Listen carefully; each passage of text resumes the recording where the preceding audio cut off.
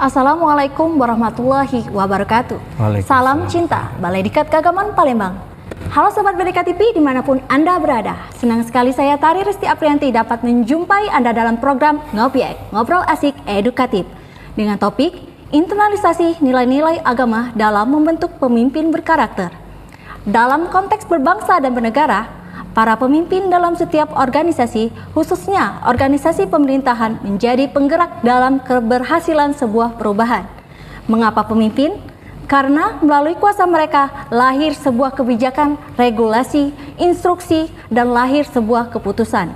Pemimpin ideal adalah pemimpin yang berkarakter, yang memiliki integritas tinggi, menjunjung moral dan norma yang berlaku dalam masyarakat. Selain karakteristik tersebut, pemimpin hendaknya menjunjung tinggi nilai-nilai agama.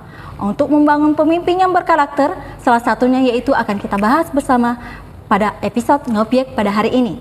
Untuk membahas topik kita lebih lanjut, telah hadir bersama saya narasumber kita yaitu Bapak Nopidianto SAG MPDI. Beliau adalah Widya Iswara Ahli Muda Balai Diklat Keagamaan Palembang.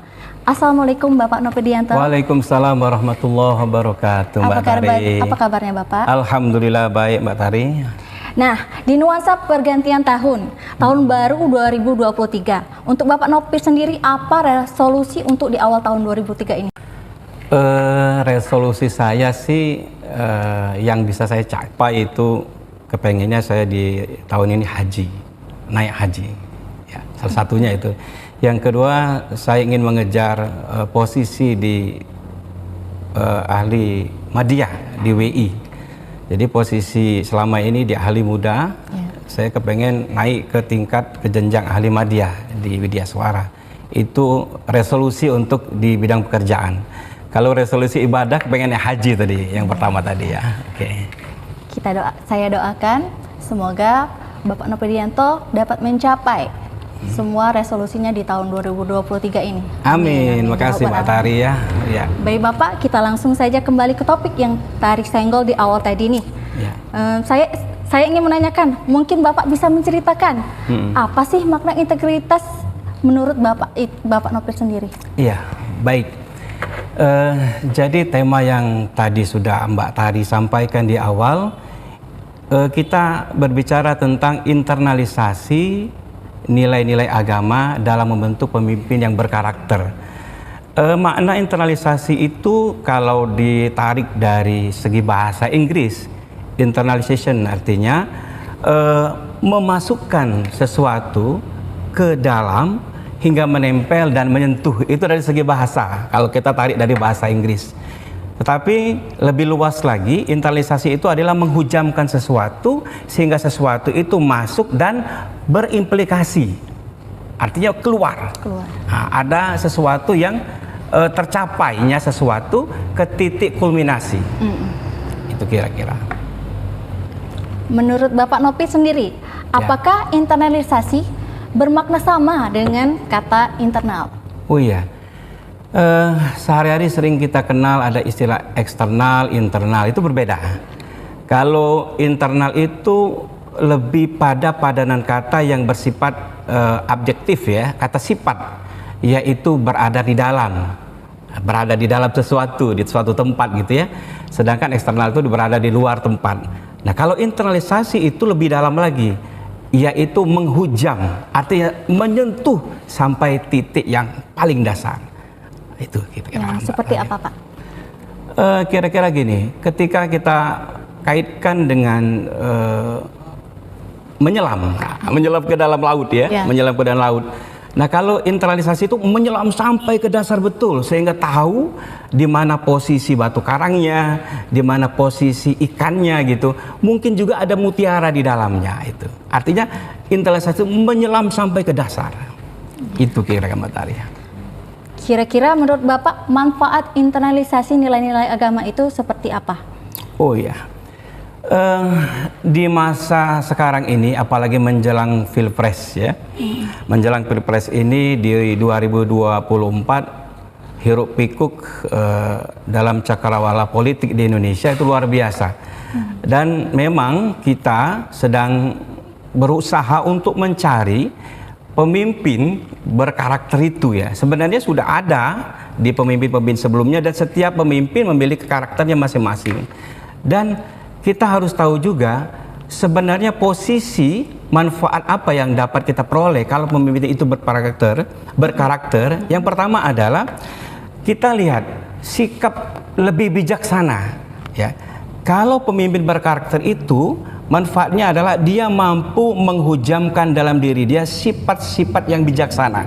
Artinya ketika dia memandang sesuatu itu dengan pandangan yang luas. Jadi tidak terkotak-kotak, tidak oleh karena unsur sara, suku, agama, ras, tidak. Jadi dia lintas. Jadi dia lintas sesuatu. Artinya komprehensif. Jadi pemimpin yang memiliki pandangan yang pandangan yang terinternalisasi nilai agama di dalamnya, pasti dia memiliki sifat yang bijaksana di dalamnya. Satu itu ya. Yang kedua, sifat yang akan muncul di dalam diri pemimpin yang memiliki karakter, nilai-nilai agama terhujam di dalam dirinya adalah dia memiliki sikap yang tidak arogan, tidak sombong. Karena kepemimpinan itu adalah yang sifatnya adalah amanah ya. Pemimpin itu adalah amanah, dan setiap orang akan mempertanggungjawabkan amanah yang diembannya, termasuk sekali. Pemimpin. Betul. Kullukum ra'in wa kullukum ra'in an mas'uliyah. Setiap kamu adalah pemimpin, dan setiap pemimpin akan mempertanggungjawabkan apa yang ia pimpin. Itu kira-kira ada hadis ya yang berbicara seperti itu. Tidak merasa arogan yang setelah Bapak sebutkan tadi ya. Sikap arogan dengan nilai keyakinan yang pribadi yang dianut. Bagaimana penjelasan menurut Bapak seperti apa? Begini, jadi di dalam konteks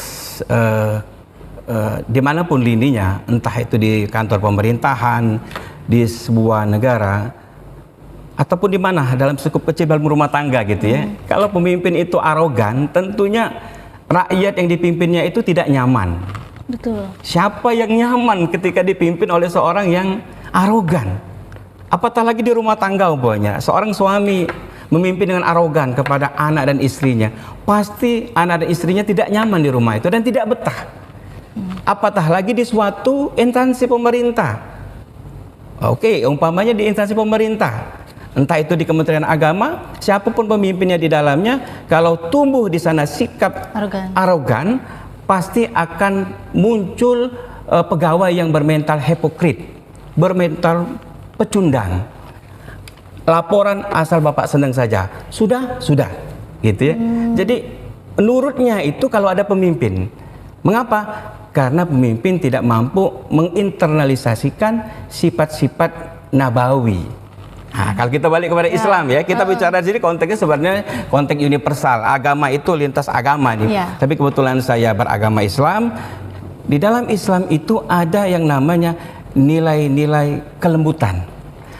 Sehingga Nabi pernah disinggung di dalam Quran surah Al-A'raf ayat 159, "Fabima rahmatin minallahi linta lahum walau kunta fazzan ghalizan qalbi lan faddu min haulik fa'fu anhum wastaghfir lahum wasyawirhum bil fa iza azamta fatawakkal 'alallah innallaha yuhibbul mutawakkilin." Kita panggil potongin di depan saja. Fabima rahmatin minallahi linta lahum, berkat rahmat Allah lah engkau bersifat lemah lembut. Nah ini lawan dari kata arogan kan lemah lembut ya.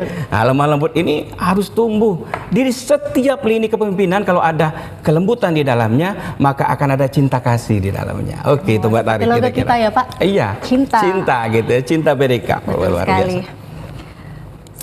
Selain sifat kejujuran dan rendah hati, apalagi kira-kira sifat yang harus dikembangkan menurut Bapak? Ya. Banyak sekali nilai-nilai agama itu secara universal ya. Kalau kita berbicara tentang lintas agama, setiap agama mengajarkan kebaikan, setiap agama mengajarkan kebenaran, setiap agama anti korupsi, setiap agama mengajarkan kejujuran, keadilan dan sebagainya. Nah, ketika kita berbicara tentang sifat kejujuran dan rendah hati itu tumbuh ya, di dalam kepemimpinan, perlu sekali itu Bapak. Perlu sekali. Karena mengapa? Ingat, orang yang jujur, kita coba contoh Rasulullah ya. Rasulullah itu jujur ya. Sehingga Rasulullah itu diberi gelar Al-Amin ya. Orang yang dapat percaya, orang yang dapat dipercaya, atau bahasa kalian sekarang kredibel. Orang yang kredibel. Siapa yang tidak tidak cinta kepada Rasulullah. Karena mengapa? Karena jujurnya, karena lembutnya, karena kebenaran yang disampaikannya itu tidak kaleng-kaleng gitu ya. Ya, ajaran dibawanya oleh Allah kepada seluruh umat manusia untuk alam semesta itu luar biasa. Maka Rasulullah itu menjadi figur bagi kita, uswatun hasanah ya.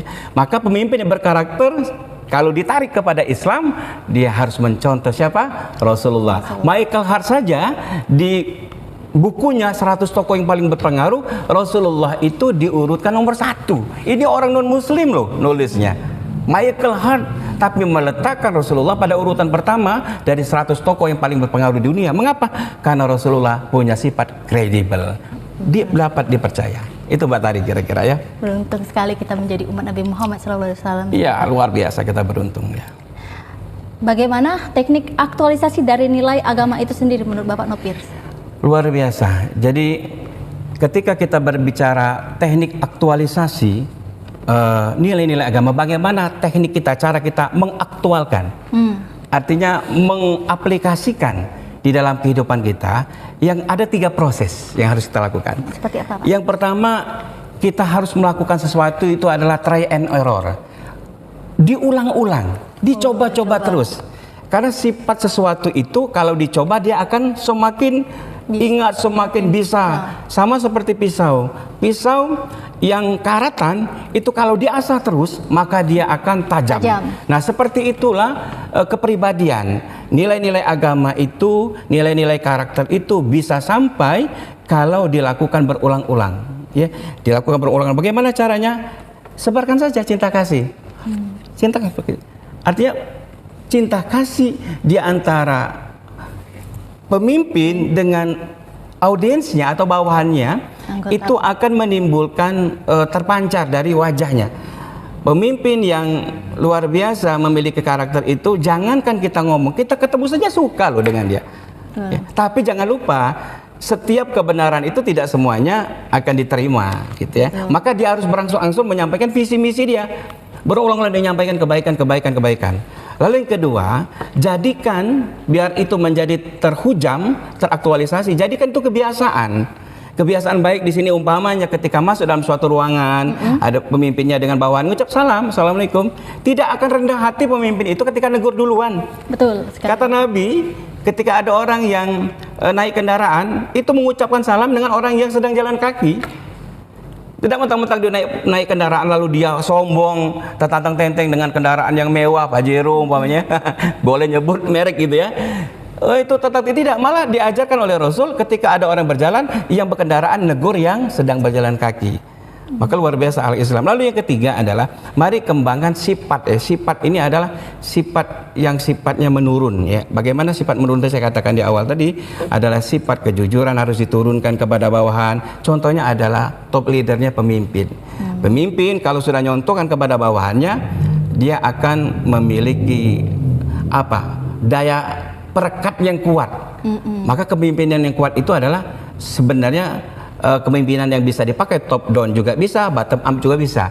Nah, kebanyakan kita ketika berbicara kepemimpinan itu seolah-olah harus dari atas terus. Tidak. Ketika pemimpinnya mampu menerapkan nilai-nilai agama yang universal di dalam kepemimpinannya, dia sudah dikatakan pemimpin yang berkarakter. Karakternya dari mana? Dari nilai-nilai agama yang dia anut, tanpa membedakan siapapun agama di bawahnya, anak buahnya atau karyawannya, suku apapun bawahannya, tidak boleh dia pandang. Maka pemimpin yang baik adalah pemimpin yang tidak memandang sara, ya. Tidak menghidupkan sara di dalam kepemimpinannya. Itu Mbak Tari kira-kira. Begitu. Jadi pemimpin yang berkarakter adalah pemimpin yang terinternalisasi nilai-nilai keagamaannya, dan juga pemimpin yang mengimplementasi kepemimpinannya. Betul begitu, Pak? Iya, betul Mbak Tari. Iya. Sebelum kita akhiri sesi ini, Pak, kira-kira close statement Bapak yang seperti apa untuk pemirsa BDK TV? Baik, pemirsa BDK TV dan Mbak Tari yang cantik gitu ya. Ini semangat sekali Mbak Tari ini. Closing saya satu, setiap agama mengajarkan nilai-nilai kebaikan secara universal. Maka pemimpin yang baik adalah pemimpin yang mampu mengambil semua nilai-nilai kebaikan yang ada di agama itu, lalu diimplementasikannya di dalam kepemimpinannya. Siapapun, dalam lini apapun kepemimpinan itu akan sukses ketika nilai-nilai agama dibawa di dalam kepemimpinannya. Itulah sesungguhnya kepemimpinan yang berkarakter. Itu aja Mbak Tari kira-kira. Baiklah, jadi sahabat BDK TV, itu saja yang dapat kami sampaikan dalam episode Ngeobjek pada hari ini. Saya Tari Risti Aprianti beserta narasumber kami, Bapak Nopir Dianto SAG MPDI dan kru BDK TV pamit undur diri. Wassalamualaikum warahmatullahi wabarakatuh. Waalaikumsalam warahmatullahi wabarakatuh.